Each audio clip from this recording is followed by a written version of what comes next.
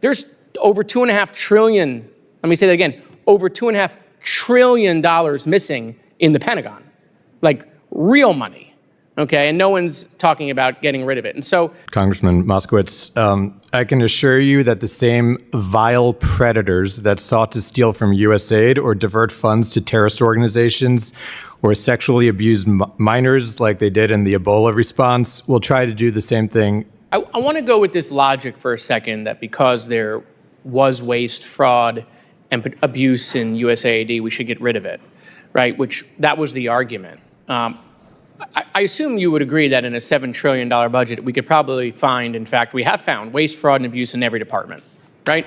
That's why you have inspectors general to root it out. That's right. So there's waste, fraud, and abuse in the Pentagon, right? Correct. And there's waste, fraud, and abuse in DHS. Yes, yes, yes. 3 straight admissions live from a witness who came in to talk about accountability. Watch how far this goes. This hearing started as a technical session on UN oversight and foreign assistance disclosure requirements. Section references, appropriations clauses, enforcement mechanisms, standard committee business. But Congressman Jared Moscowitz had a different agenda. He took the single argument used to justify shutting down USAID waste, fraud, and abuse, and he applied it methodically to every major institution in the federal government: Pentagon, DHS, HUD, Department of Agriculture. And the witness sitting across from him confirmed every single premise, one by one. By the time Moscowitz reached the number that stopped the room, the trap was already closed. That's what this video is about. Mr. Kaplan, you spoke about issues and accountability at the UN and mentioned that we should tighten mandatory disclosure requirements and add clear consequences for failure to comply. Can you provide some more details on what you think that should look like, and would you recommend additional auditing and transparency tools? Absolutely. Thanks for that question. It's just a constant source of frustration. It should frustrate every single American taxpayer where money is going to the United Nations, where money continues to go to UN agencies. Again, they're a one bucket of recipient. You have UN agencies, NGOs, and contractors. When it comes to the UN, we have the least enforcement remedies available. We have the least access and the least transparency in that. So I think there's absolutely means to tighten up. In the 2024 Appropriations Act, there's a specific clause, Section 7048, if you're keeping score at home, that requires the Secretary of State to seek to implement in all agreements with the UN access for the USAID IG, State IG, and GAO. That is essential, and failure to comply with that should either result in not receiving an award or reward remedies for noncompliance. All right, well, I appreciate that, and I agree. I want to go with this logic for a second that because there was waste, fraud, and abuse in USAID, we should get rid of it, right? Which that was the argument. I assume you would agree that in a $7 trillion budget, we could probably find, in fact, we have found waste, fraud, and abuse in every department, right? That's why you have inspectors general to root it out. That's right. So there's waste, fraud, and abuse in the Pentagon, right? Correct. And there's waste, fraud, and abuse in DHS. Yes. In fact, we just saw the other day, $200 million, right, to be spent on advertising, right? That sounds like a waste to me. I mean, it was more money that was spent on the last Jurassic Park movie or one of the Lord of the Rings movies or one of the Harry Potter movies. I think the Barbie movie was less expensive. In fact, I think every movie except one that was nominated for an Oscar was less expensive than what Kristi Noem spent. To spend $200 million, Kristi Noem, and not get nominated by an Oscar, I think shows their liberal bias. So there's definitely waste, right? But no one's talking about getting rid of those places. No one's talking about, just because we're spending, $9 million on crab legs in the Pentagon or $220 million on furniture in the Pentagon or, $100,000 on a Steinway piano in the Pentagon. No one's talking about getting rid of the Pentagon just because there's waste, fraud, and abuse, right? That would be unreasonable, Mr. Kaplan. You agree? No one's talking about getting rid of those agencies. Right, of course, right? So it would be, and that's where the disconnect is here, is that somehow because this agency, no different than all the other agencies, we could sit, HUD, Department of Agriculture, we could go through them, right? There's waste, fraud, and abuse, and we owe it to the American people, by the way, to eliminate that waste, fraud, and abuse. There's no excuse for that, okay? We owe it to them. But in the search of trying to eliminate waste, fraud, and abuse doesn't mean we should get rid of an entire agency. No, we should eliminate the waste, fraud, and abuse from those agencies, because all of these agencies still have important functions. Obviously, the Pentagon, we're not going to get rid of the Pentagon, even though they haven't been able to pass an audit 8 years in a row. There's over $2.5 trillion Let me say that again. Over $2.5 trillion missing in the Pentagon, like real money, okay? And no one's talking about getting rid of it. And so, that's the function of the problem I have. Look, in my own household budget, right? I can tell you my kids are definitely, there's tons of waste in my family budget based on what my kids like to spend, okay? There's definitely abuse going on. And based on the amount of boxes that show up in my house every day, my wife is definitely committing fraud, okay? But the point is, I'm not getting rid of these people, right? What am I going to do? I'm going to sit them down at the kitchen table, and I'm going to say, we need to spend less, right? What are we spending on? We didn't have that conversation here with USAID. We never got to say, hey, look, these programs, delete them.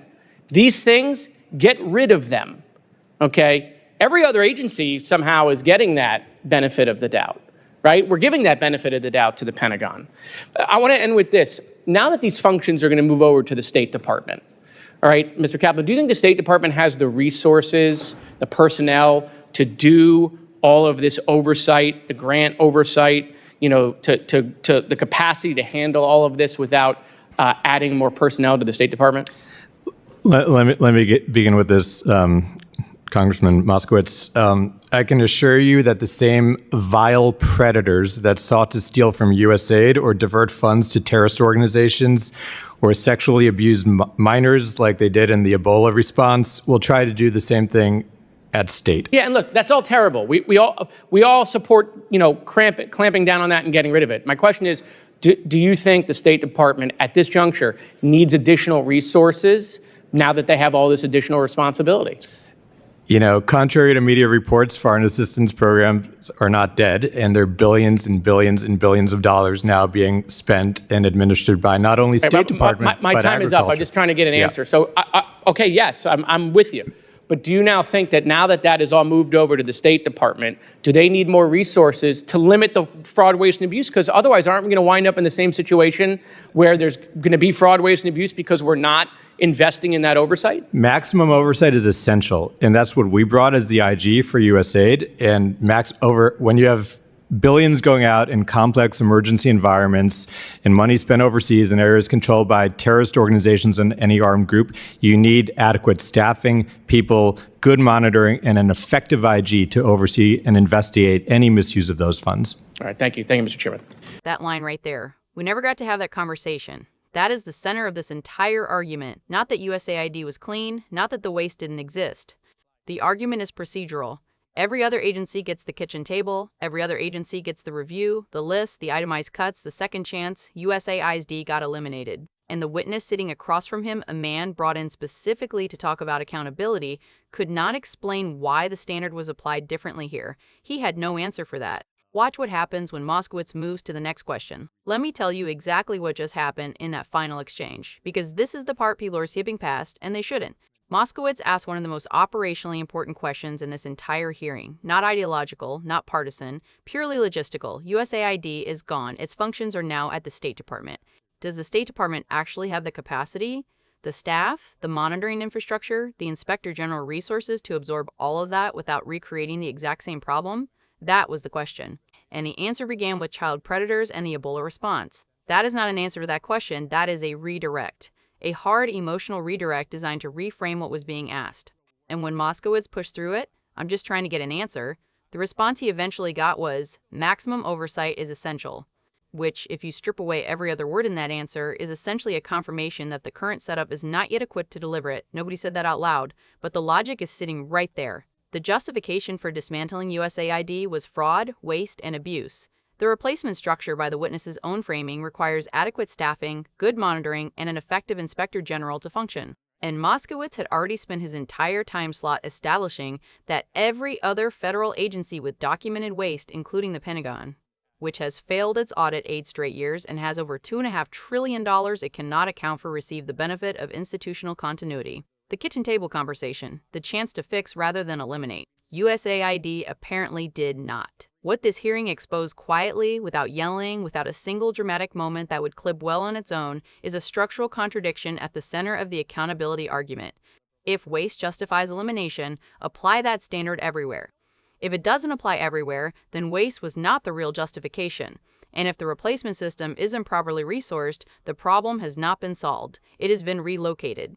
These are not rhetorical questions, they are logistical ones. And in this hearing room, with a witness who agreed to every premise and then redirected every conclusion, they went unanswered. And here is what bothers me most about the way this hearing ended. The witness is not a bad witness. He actually knows this material. He cited section numbers. He talked about enforcement mechanisms. He clearly understands the oversight architecture inside these institutions, which means the redirect was not accidental. When a knowledgeable witness pivots from a staffing question to child predators and the Ebola response, that is a deliberate choice. That is a decision to change the emotional temperature of the room rather than engage with the operational reality of the question. And it worked, at least in the moment, because Moskowitz's time ran out. The question never got a clean answer, and the hearing moved on. But that's exactly how these things disappear, not with a dramatic confrontation, not with someone storming out or pounding the table. They disappear because a 5-minute clock runs out and nobody has to finish the sentence. The oversight structure that was supposed to follow USAID into the State Department, the Inspector General capacity, the monitoring personnel, the institutional knowledge built over decades of working in conflict zones and failed states, none of that transfers automatically. You cannot just move a bureaucratic function from one address to another and assume the expertise moves with it. The people who knew how to track money moving through NGOs in Eastern Congo, or how to verify contractor compliance in Yemen, or how to flag suspicious disbursements in areas controlled by armed groups, those people were attached to an institution that no longer exists. And the institution that now holds that responsibility has not publicly demonstrated that it has replaced that capacity. That is not a partisan point, that is an infrastructure point, and it went unanswered in that room. There is also something worth noting about the framing Moskowitz used that nobody seems to be talking about. He didn't attack the decision to pursue accountability. He didn't defend waste. He didn't argue that fraud was acceptable. What he argued carefully, methodically, using the witness's own agreements as building blocks, was that the standard being applied was inconsistent, that the same logic used to eliminate one agency could be applied to every agency in the federal government, including the ones nobody is touching, including the one with $2.5 trillion it cannot explain. And when that argument was sitting fully assembled on the table, the response was not a rebuttal. It was a pivot to emotional language about predators and terrorist organizations, which tells you something. When the argument has no clean counter, the conversation moves somewhere else. That happened twice in this hearing. Watch it again and count the redirects. The question about capacity redirected. The question about why the standard was different, never directly answered. The question about whether we are about to repeat the same problem at a different institution buried under maximum oversight is essential. Maximum oversight is essential. Everyone in that room agrees with that sentence. It means nothing without the staffing to execute it. And right now, nobody has confirmed that staffing exists. Drop a comment. Do you think the State Department is actually equipped to absorb all of this, or did we just move the problem to a different address? We equipped to absorb all of this, or did we just move the problem to a different address?